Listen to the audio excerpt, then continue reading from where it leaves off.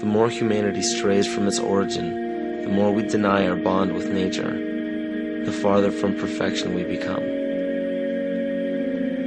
We are the only creatures on the planet that use symbols in reference to something else. We use symbols for absolutely everything the mind can conceive of. There is at least one word or icon or gesture to insinuate everything our five senses can detect and then some. But along with this beautiful gift comes a flaw. Most people are unwilling to seek and create their own interpretations of these symbols. Instead, they blindly submit to preconceived definitions and connotations given by sources unknown. Because of this, many things have been predetermined in our understanding of life without our knowledge. Words can be perverted and used to manipulate rather than to inform. Symbols can be used to segregate rather than unite. And those given the responsibility and authority to disseminate information to the public possess the ability to do with it what they choose. Listen carefully.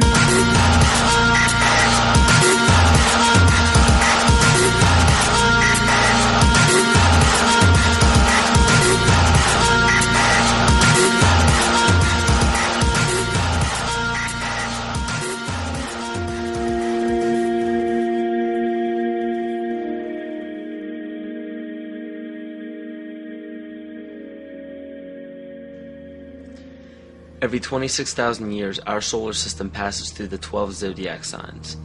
Ancient civilizations such as the Hopi, Egyptians, Cherokee, Apache, and the Mayans were aware of this great cycle and developed calendars according to it. This cycle stems from many different occurrences in nature, such as the sun's orbit around Alcyon, the central star of Pleiades, as well as the 260-day cycle of human gestation. This cycle is broken down into 5 subcycles of 5,125 years each, which were thought to have their own age.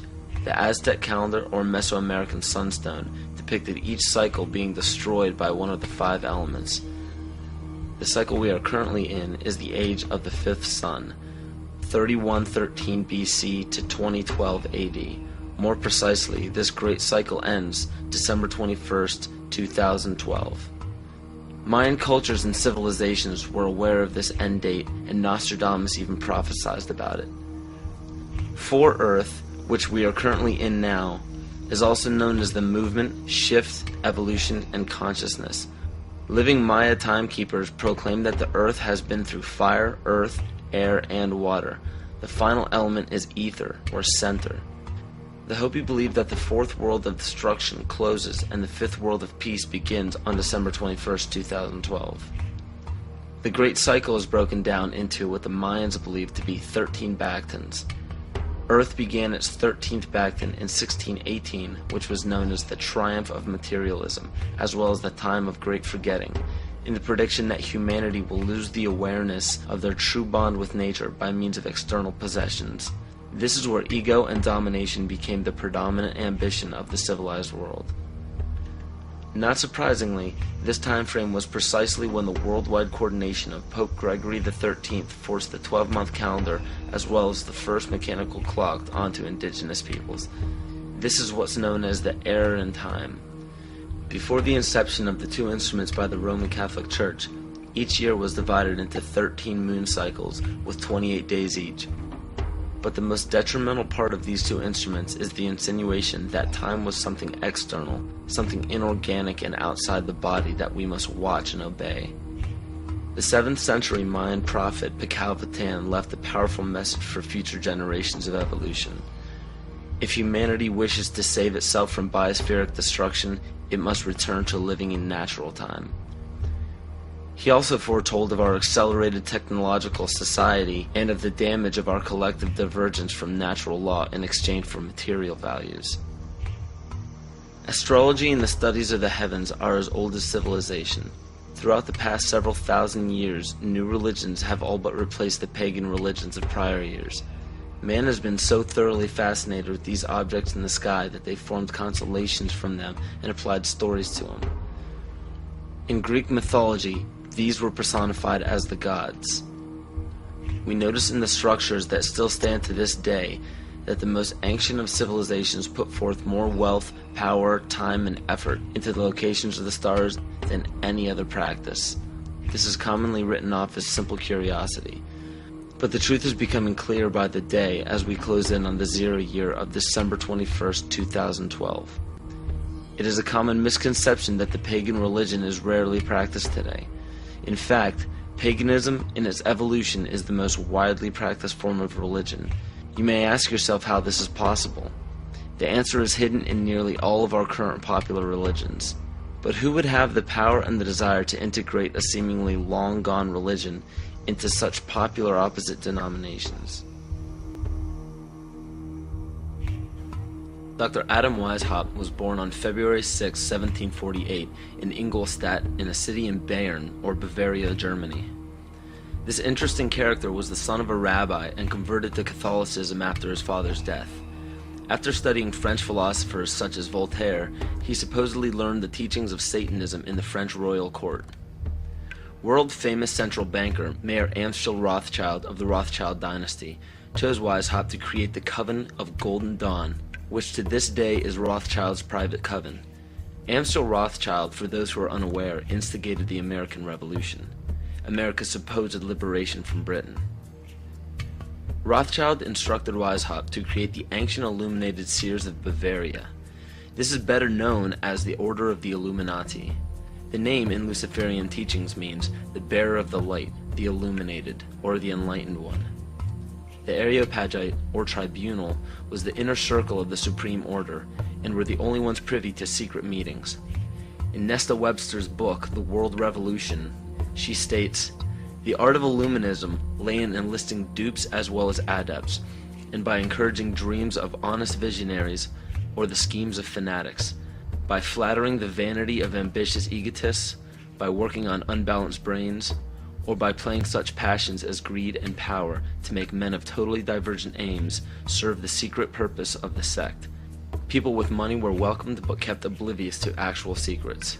The purpose is to win power and riches, to undermine secular or religious government, and obtain the masters of the world."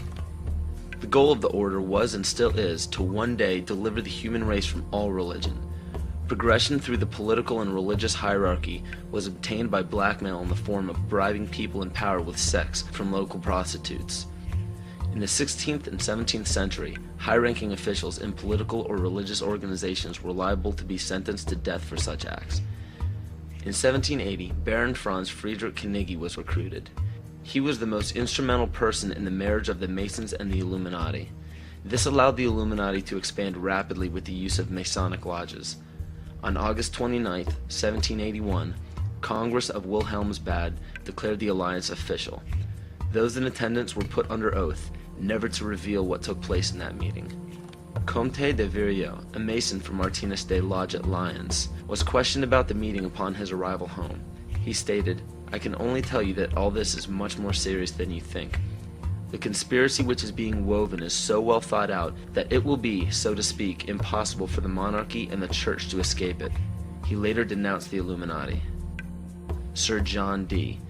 John Dee was a servant to Queen Elizabeth Tudor of the Tudor dynasty. John Dee was the head of the British Secret Service, the MI5. He was also known for the practice of black magic and his affiliation with the occult. If this is your first time hearing about the occult, or are unaware of its dominance in the world to this day, pay close attention.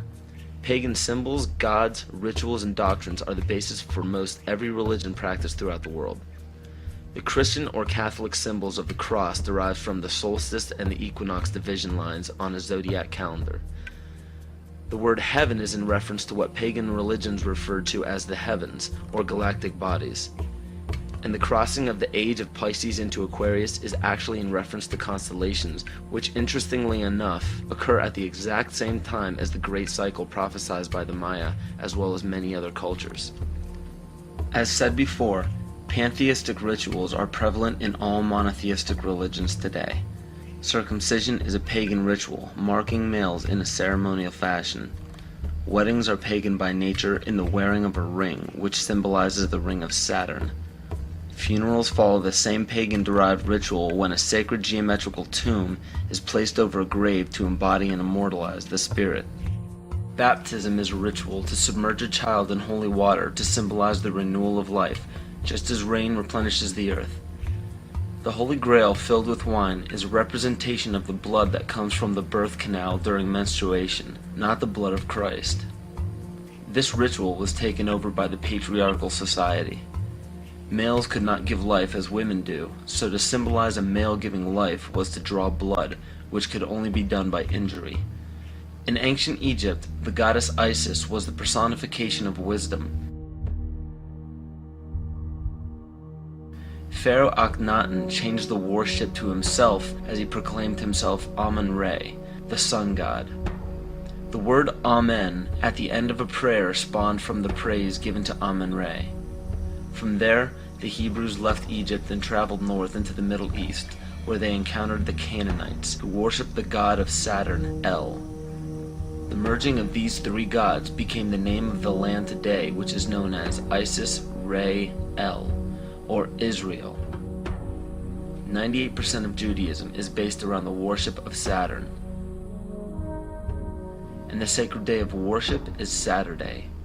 The worship practice on Sunday is originated from the Egyptians who worshipped the sun god. Most people simply pass these things off and never question their origins, but this just scratches the surface of the pagan influence over the present day. It is not just found in religions, it is found right here in our own backyard.